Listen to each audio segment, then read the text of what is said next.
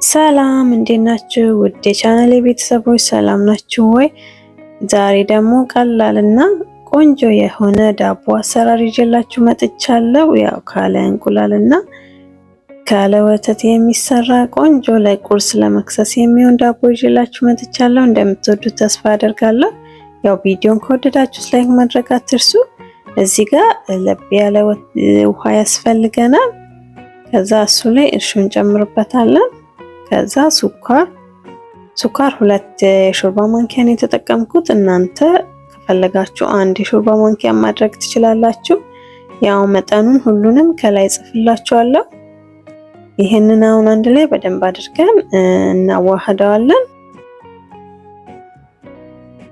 ከዛ ይሄው ነፍቼ ያዘጋጀሁት 3 ኩባያ ዱቄት አለ። እሱን ጨምሩበታለሁ። እሱ ላይ ቤኪንግ ፓውደር ግማሽ የሻይ ማንኪያ ጨምሬበታለሁ። ይሄንን አሁን በደንብ አድርገን ማብኳት ይኖርብናል። አሽተን አንድ ለ10 ደቂቃ በደንብ አድርጌ አሽቼው አቦካዋለሁ። ያው ማሸቱ ዳቦውን ቆንጆ ያደርግልናል። ልስልስ ያለ ዳቦ ከፈለግን እንደዚህ በደንብ አድርገን ማሸት ይኖርብናል። እኔ የተጠቀምኩት ዱቄት ብሬድ ፍላወር የሚለው ነው። ያው ኦል ፐርፐዙን መጠቀም ትችላላችሁ፣ ግን በደንብ አድርጋችሁ ማሸት ይኖርባችኋል ማለት ነው። ብሬድ ፍላወር ብትጠቀሙ ደግሞ ቆንጆ ለዳቦ ስለሆነ ልስልስ ያለ ዳቦ ይወጣላችኋል ማለት ነው። ይሄው ለሊጤ ለ1 ሰዓት አስቀምጬው ከ1 ሰዓት በኋላ ይሄው እንዲኩፍ ብሏል እንደምታዩት።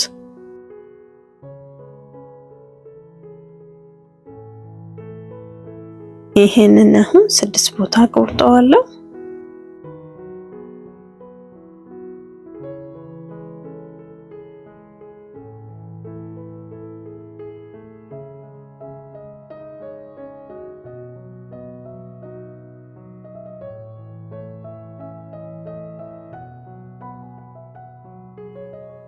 መጠኑን እኩል እንዲወልልን እዚህ እንትን ላይ አርጌ እኩል አርጌ አካፍለዋለሁ ማለት ነው። ያው እናንተ በግምትም ማድረግ ትችላላችሁ። ያው እንዳይበላለጥ ቆንጆ ሆኖ እንዲወጣልን ብዬ ይሄው አንድ ባንድ እኩል አርጌ መዝኘው አሁን እናስተካክለዋለን እንደምታዩት።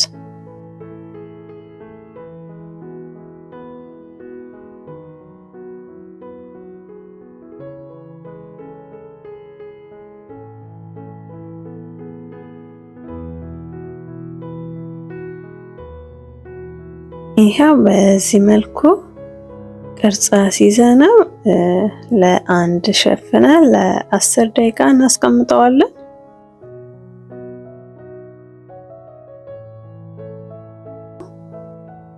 ከ10 ደቂቃ በኋላ ይሄንን ይመስላል። ሌላውን ወደ ጎን አስቀምጠውና አንድ በአንድ እየዳመጥን እንጠቀልለዋለን ማለት ነው። ያው እንደምታዩት ሊጡን ትንሽ ስታስቀምጡት በደንብ ይታዘዛል። ልስልስ ያለ ነው እንደምታዩት። ከፈለጋችሁ በእጅም መጠፍጠፍ ትችላላችሁ። እንደዚህ በዚህኛው ደግሞ መዳመጥ ትችላላችሁ በመዳመጫ።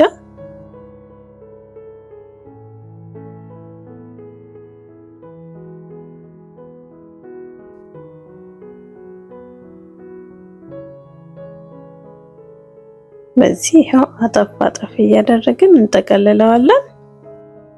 ጫፉን ደግሞ አንድ ላይ እናያይዘዋለን በዚህ መልኩ።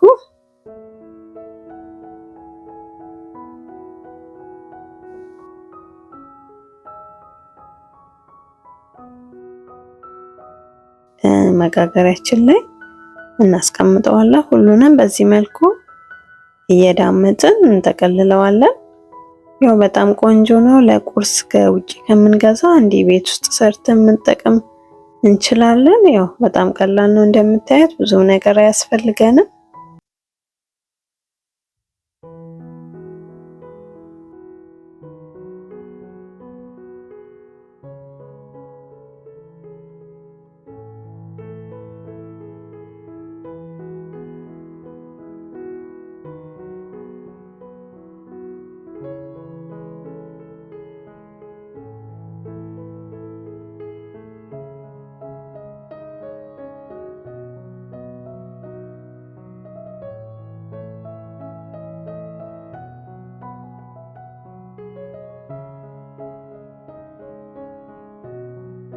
ይሄው ሁሉንም ጨርሻለሁ እንደምታዩት። ይሄንን አሁን ሸፍነን ለ40 ደቂቃ እናስቀምጠዋለን።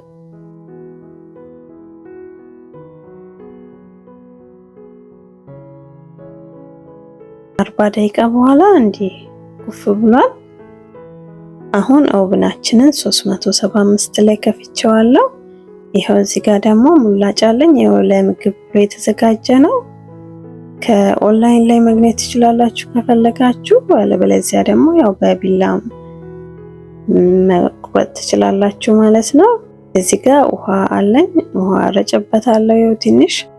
ከዛ ኦቭኔ ሞቋል። አሁን ውስጡ አስገብተን እናበስለዋለን ማለት ነው። ይሄው ዳቦአችን ደርሷል እንደምታዩት። በጣም ቆንጆ ሆኖ ደርሶልናል ዳቦአችን። በጣም ነው የሚያምረው። ይኸው ትወዱታላችሁ። ውስጡን ደግሞ ምን እንደሚመስል አሳያችኋለሁ። ይሄንን አሁን ትኩስ ነው እንደምታዩት። ያው እንደዚህ እንትን መጋገሪያው ላይ ከተዋችሁት ስለሚያልበው እንደዚህ እንትን ላይ ማስቀመጥ ይኖርብናል ማለት ነው። እሱ ላይ አድርጌ አሁን ፎጣውን ሸፍኜው አስቀምጠዋለሁ። በዚህ መልኩ ሸፍኜ ትንሽ ለአንድ ሰዓት አስቀምጨዋለሁ። ይሄው ከአንድ ሰዓት በኋላ ይሄንን ይመስላል ልስልስ ብሎ።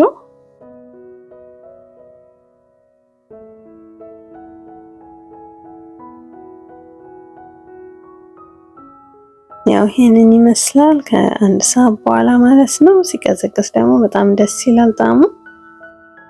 ይሄ በዚህ መልኩ መጠቀም እንችላለን። ውስጡም እንደምታዩት ልስልስ ያለ ነው።